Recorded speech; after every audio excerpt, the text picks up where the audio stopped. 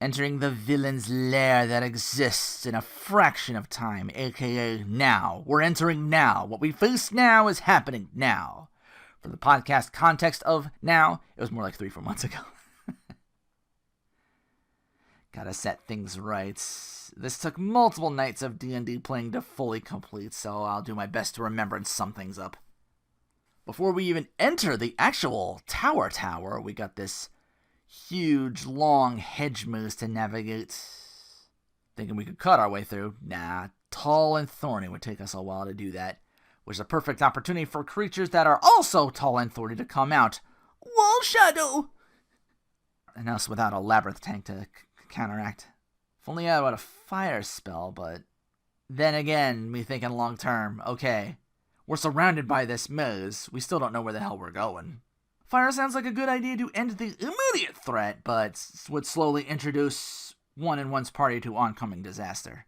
So we sword in whatever, drop one, and another slinks back into the maze from whence it came. It's like, oh, it's going into the walls, back into the walls. We can't follow it and claim it for XP or whatever. More maze walking as we try and map things out a little bit so we don't take too long getting lost down here. But yeah, a couple days of rations being spent down in this overall area. Take a break by a fountain area with coins inside. Artificer goes in to grab a few and plunk down a few to see if anything happens. Some of the coins we noticed are ones we've never seen before. Perhaps ones of different times? Could be like a Canadian dollar in there for all we know. There's another fountain for drinking. None of us take that boat. It's like Mexico.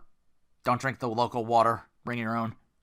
But it's that area with also 2 benches. Our paladin stops to have a sit on one. Surprise!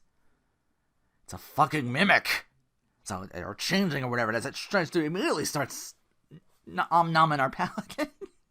We help to get him free, but while the paladin and the bench mimic are in that struggle, it gets all weird and, oh no, now there's 2 of them. Which one do I shoot? Party tries to ask a question that only the real paladin would know. Both of them get it right. I try and be a little sneakier about it and ask a question that the mimic would remember, but the regal paladin might have been too busy preening or what have you to remember.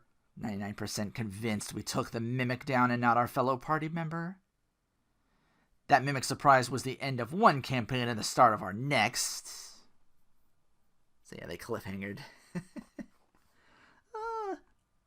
Mimics! Fucking scary. I can turn into anything. They just these amorphous blobs that can just like camouflage as like a wall or the floor or like a I know the usually go-to is like a chest. But no, they can...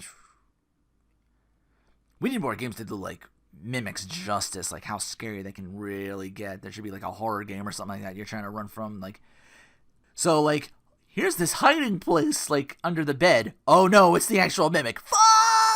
Game over. That's an avenue we haven't explored in horror games. Like, oh, you're safe. No, the fuck you not.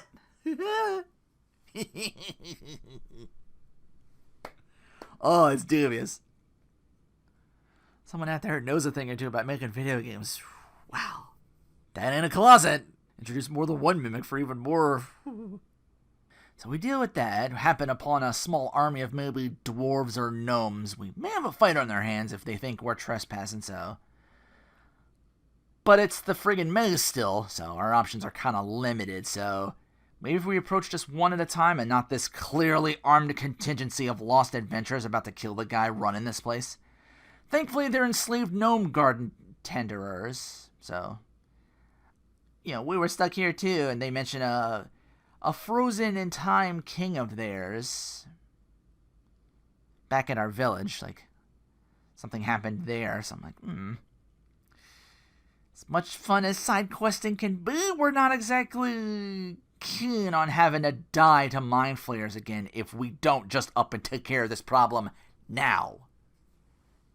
On top of that, that cylinder does fall under the sometimes trope that D&D likes to play with found magic items.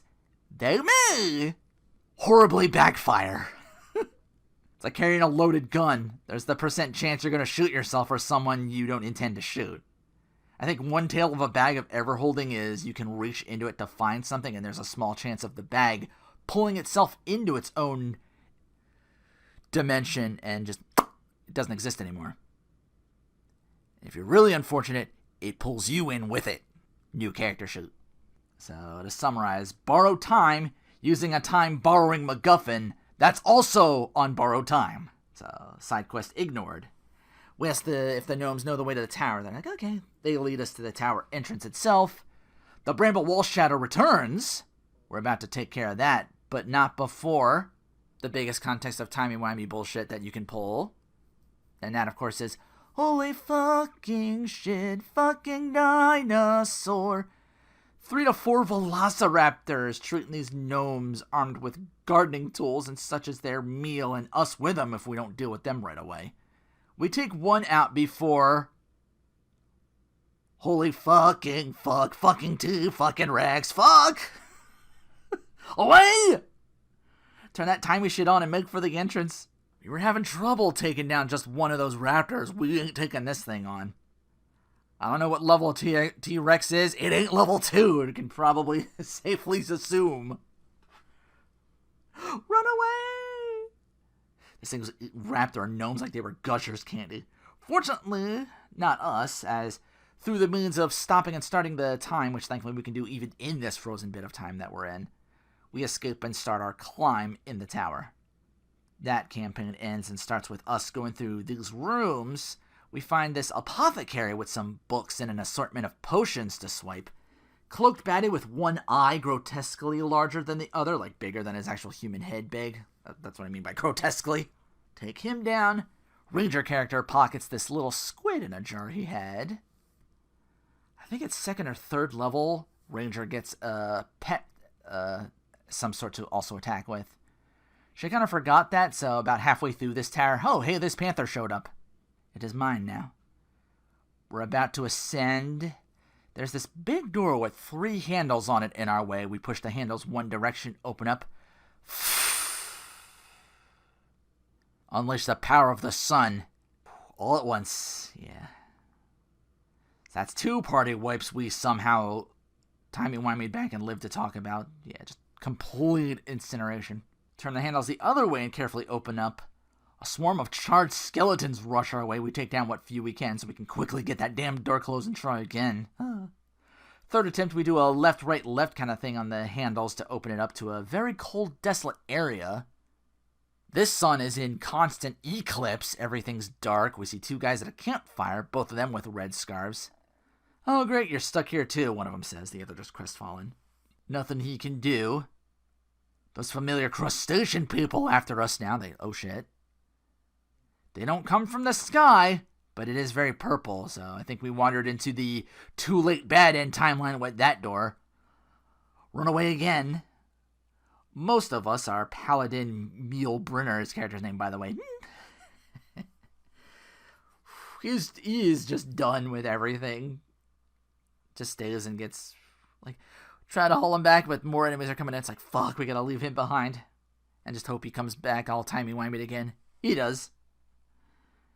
So yeah, not a dent on him, but again, like our deaths, remembers it. So yeah, our paladin into the adventure thinking it was going to be record of low-dose war and got the nitty-gritty of Goblin Slayer. He's had the sensation of having his head open so the Mind Flayer gets to eat. Then the Mimic almost eating him and becoming him, all from sitting on a bench. Pretty sure he's stabbing every bench or chair he'll ever sit on again to check for people eating mimics. Like, then being immolated by the sun instantly. You know, the Smash Ultimate Boom Boom is basically... That's how quick it was. From full human to non-existent and, like, not even, like... Again, that quick, you don't even have time to just, like, suffer. It's just... Yeah, call that, like, a 4th degree burn. Just 0 trace. And then his 3rd death that didn't stick but remembers... If this was a Call of Cthulhu game, one of us would have to take him out back and just end him just to be human. So, to summarize his position... Emotional damage! By the way, thanks, Big Bro, for that meme so I can fall down that rabbit hole.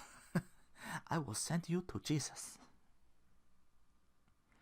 As when someone in the party remembers those coins Merrick gave us, which if you remember from last week, I mentioned he gave us coins in 3 different amounts. So, we turn the first. It starts ticking. Okay, so we count how many ticks to the first amount the coins Merrick gave us. Do it again for the second amount and the third amount. What awaits us beyond that door? A tale for next week on Tales of Roleplay.